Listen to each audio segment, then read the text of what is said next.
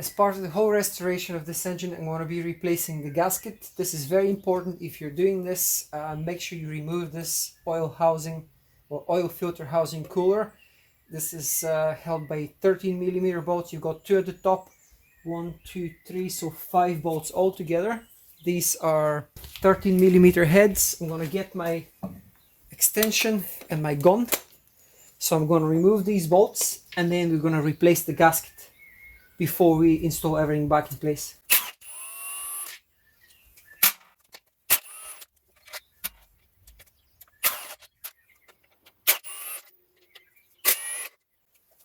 I'm going to use a plastic tool because I don't want to break anything with a metal screwdriver. Obviously you've got plastic here. You just want to be extra careful.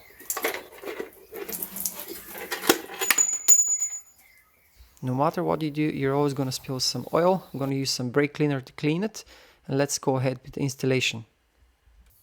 So normally this is like that. When you take it off the block, you obviously see it.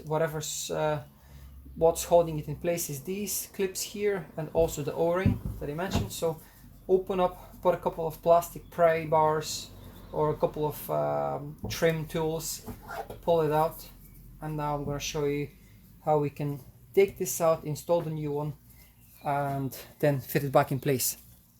Okay, let's go and remove this O-ring from here. So be very gentle. You don't want to damage this aluminium body here.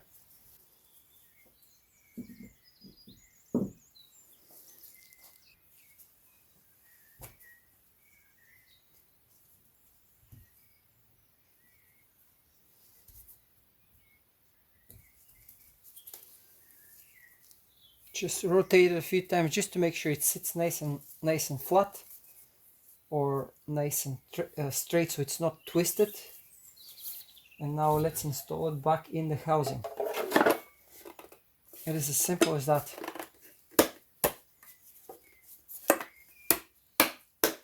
That's it. Job done.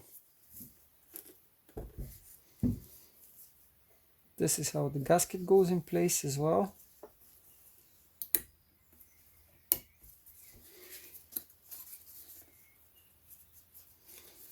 Make sure everything sits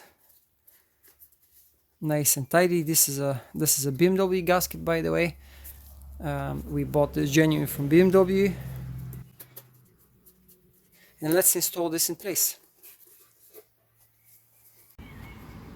I just showed you how to replace the gasket and the O-ring inside in the actual cooler. Now I'm going to show you how to install it in place and torque it to the correct spec. If you're wondering how I know all these specs, a lot of people are asking me what is the torque specs for this, what is the torque spec for that. I suggest you get yourself some manuals. I normally put these on the screens, but some people are doing different jobs and I just want to see the manuals that I'm using. I've got ISTA Plus, and I've got PDF manuals on my phone, which I bought online. I'm gonna leave a link in the description for the manuals that I'm using, and also the website where I got them from. They sell millions of manuals for all sorts of vehicles like trucks, motorbikes, tractors, farming machinery, anything you name it. So this is what I use, and I just print it from my phone or from my computer, whatever's handier. This is the oil cooler, and this is just showing you the 5 bolts, and then this is the tightening torque here, which is 19 plus minus 3 Newton meters. So I'm gonna set my torque wrench to 20 Newton meters, and that should be more than plenty for these bolts. Now I will put a link in the description for this manual and for the website itself in case you wanna purchase something else. So if you type in KM22 at checkout, you will get 22% discount. Now let's go ahead and install this in place. You wanna clean up the surfaces like myself. Everything is nice and shiny. I've cleaned it with brake cleaner as well. What I'm gonna do now is just apply the oil cooler in place and tighten these 5 bolts by hand, and then we're gonna torque them to spec.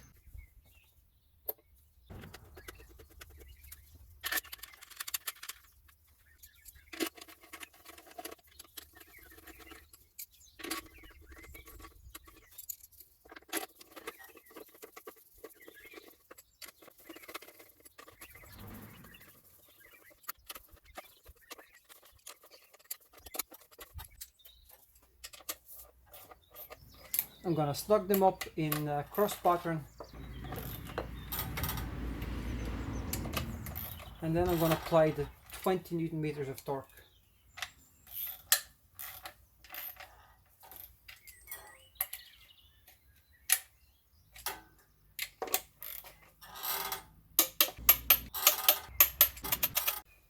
Now, after the installation of the oil filter housing and the replacement of the gasket at the back, I'm going to be installing Febi oil filter. This is 38530. I've previously changed the rubber O-rings inside and here, so the correct way to install this filter is this way,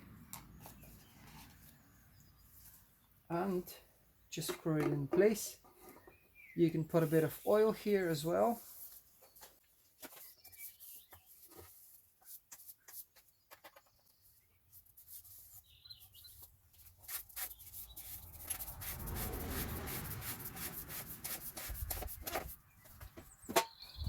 The correct torque for this cap is 25 Newton meters.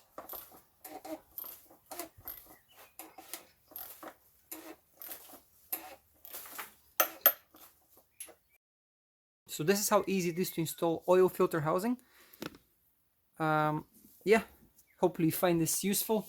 If you do like the content, hit the thumbs up and subscribe if you're not a subscriber, and I'll see you in the next one.